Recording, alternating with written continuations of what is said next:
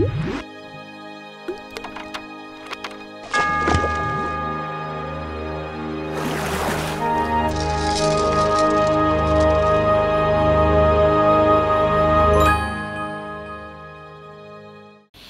Rock'n'Roll Shooters, karena banyak teman-teman yang bertanya bagaimana cara saya setup studio yang biasa saya pakai untuk syuting ini, maka inilah dia studio tour. Alah, kandang ayam aja dibilangnya studio, cangkem. Ya, jadi memang studio yang biasanya saya pakai untuk membuat konten di YouTube ini aslinya adalah kamar kos kosong yang saya sulap menjadi magic. Tantemi loh gue. Unyok. Ya, jadi ini aslinya adalah kamar kos kosong, ukurannya itu 3,5 kali 4 meter, dan itu pun sudah kepotong dengan kamar mandi dalam. Tidurnya di luar, kamar mandinya dalam. Tidurnya di luar, kamar mandinya dalam. Studio kandang ayam ini semi permanen karena sebagian besar peralatan yang saya pasang di sini saya pakai juga untuk syuting di lapangan.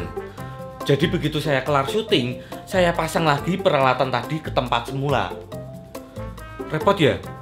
Ya, demi kemajuan per-YouTubean Indonesia. Lalu bagaimana caranya agar saya ingat di mana saya harus meletakkan kembali peralatan-peralatan itu pada tempatnya seperti semula? Saya pasang marker di lantainya.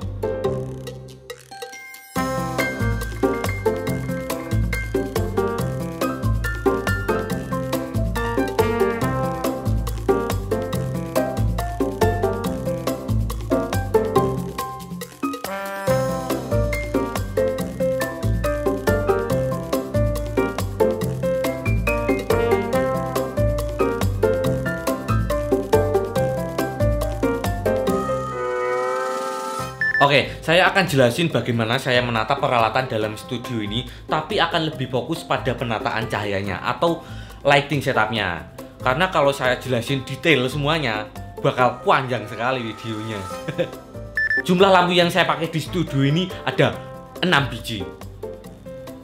Lampu atau biji ya? Kenapa saya sengaja itu untuk menata cahaya di studio ini? Karena buat saya ya, mau sebagus apapun high ISO performance sensor kamera kamu, mau setajam apapun lensa kamu, mau secanggih apapun teknik color grading kamu, tanpa penataan cahaya yang baik, tidak akan mendapatkan kualitas gambar yang optimal, tidak akan mendapatkan kontras gambar yang asyik. Penataan sebanyak 6 lampu di studio ini bagaimana? Ini dia lighting diagramnya. Cerot.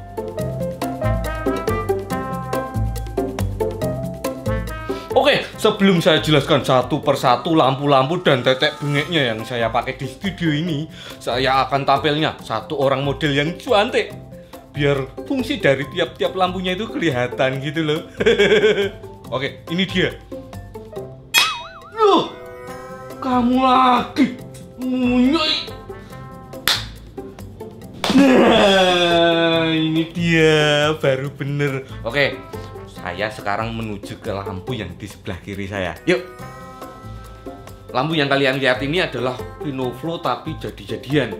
Karena Kinoflow yang biasanya dipakai untuk produksi yang lebih gede itu memakai tabung fluoresen. Sedangkan ini sudah memakai tabung LED.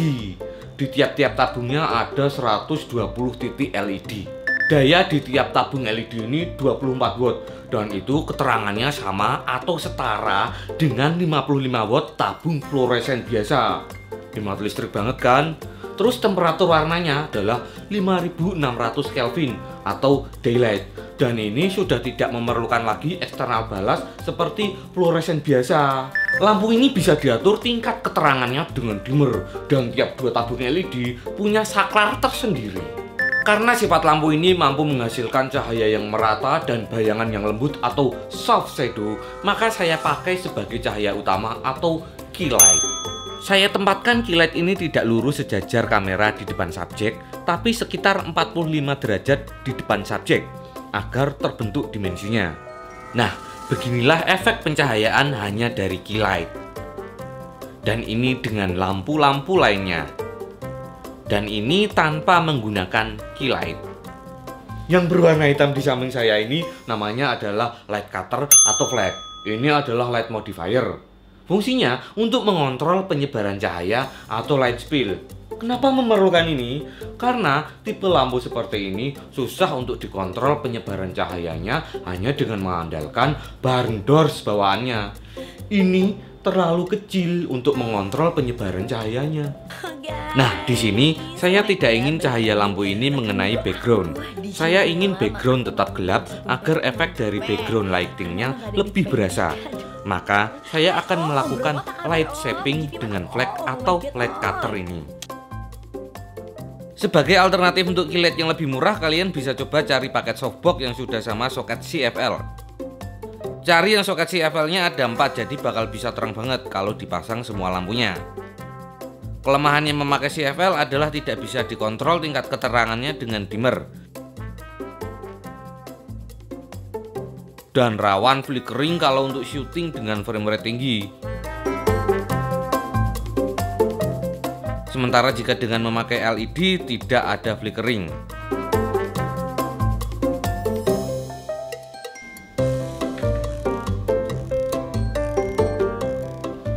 LED light panel di sebelah kiri ini fungsinya adalah sebagai V-light untuk memperhalus bayangan yang dihasilkan oleh key light. Namun sebisa mungkin tanpa menambah bayangan baru. LED light panel ini saya tempatkan 45 derajat di depan kanan subjek. Agar meminimalisir bayangan baru dari V-light, berarti sumber cahayanya harus soft banget.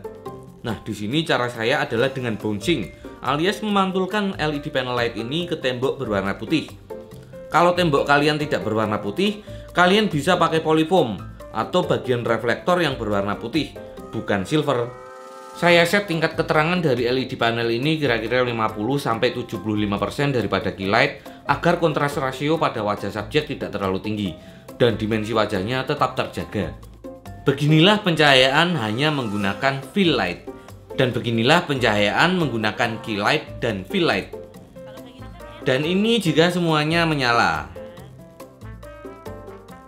LED light panel yang di belakang subjek berseberangan persis dengan key light berfungsi sebagai kicker. Saya pasang dengan boom agar light stand-nya tidak bocor di kamera. Orang biasa menyebutnya backlight. Namun backlight sendiri sebenarnya ada 3 macam, yaitu kicker, rim light, dan hair light. Bedanya saya contohkan ya. Ini adalah pencahayaan hanya menggunakan kicker. Kicker biasanya ditempatkan berseberangan dengan key light segaris dengan subjek. Fungsinya untuk memisahkan subjek dengan background, namun hanya sebagian saja. Ini adalah rim light. Fungsinya adalah untuk memisahkan seluruh bagian subjek dari background dengan membuat outline. Jika hanya ada satu sumber cahaya, biasanya diletakkan persis di belakang subjek. Tapi jika ada 2, ditempatkan di kanan dan kiri subjek.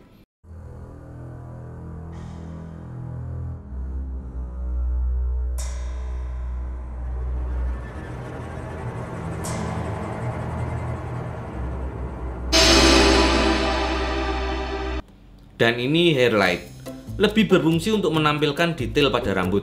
Jadi penempatannya di atas subjek. Sebaiknya memakai sumber cahaya yang sangat lembut seperti dari softbox agar menghindari bayangan yang sangat keras di wajah. Kalau di sini saya memakai diffusion gel untuk membuatnya lebih soft. Hair light. Oke. Terus kira-kira kok kalau kibas-kibas rambut nanti ada yang ngambil aku sebagai bintang Ketombe. Nah aja ketombe kutu. Kutu kecoa. Kampret. Nah, itu tadi adalah 3 lampu yang saya pakai sebagai sumber pencahayaan utama untuk subjek. Kalau bahasa Zimbabwe-nya ya, itu adalah 3-point lighting. Terus bagaimana untuk teknik pencahayaan pada background atau artistiknya? Kalau di sebelah kiri saya, ini adalah practical light. Apa itu practical light? Practical light adalah lampu yang dia nggak cuma sebagai elemen artistik, jadi dia itu in frame, nongol di kamera. Nah, tapi dia juga difungsikan sebagai sumber pencahayaan. Kalau di sini saya pakai dia sebagai backlight. Kelihatan kan efeknya? Kalau mati nggak ada backlight, kalau nyala, nah ada kan, kelihatan kan? Kira-kira seperti itu. Practical light. Terus untuk 2 lampu lainnya ya,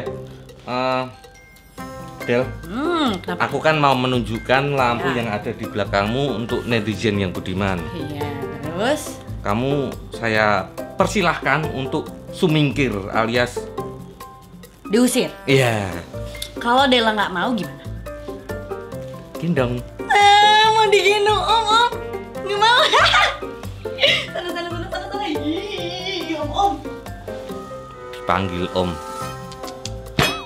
Yang di bawah ini adalah LED video light berbentuk stick atau batangan alias lightsaber yang bisa diatur warnanya sesuka hati karena ada RGB adjustmentnya. Saya pakai untuk memberikan efek warna pada background. Dan yang di atas ini adalah LED Fresnel spotlight. Saya memakai tipe lampu ini karena membutuhkan cahaya yang keras untuk menimbulkan efek bayangan yang tegas pada background.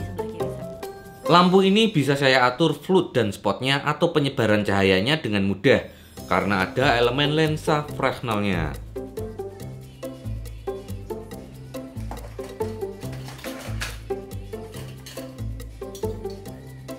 Untuk membuat efek warnanya, saya memakai filter CTB ini. Untuk membuat efek bayangan pada background, saya memakai gubu yang saya buat sendiri dari papan. Dan saya pasang menggunakan magic arm plus clamp. Selain memakai papan gubu, efek bayangan juga bisa dihasilkan dengan memakai light brick gel seperti ini.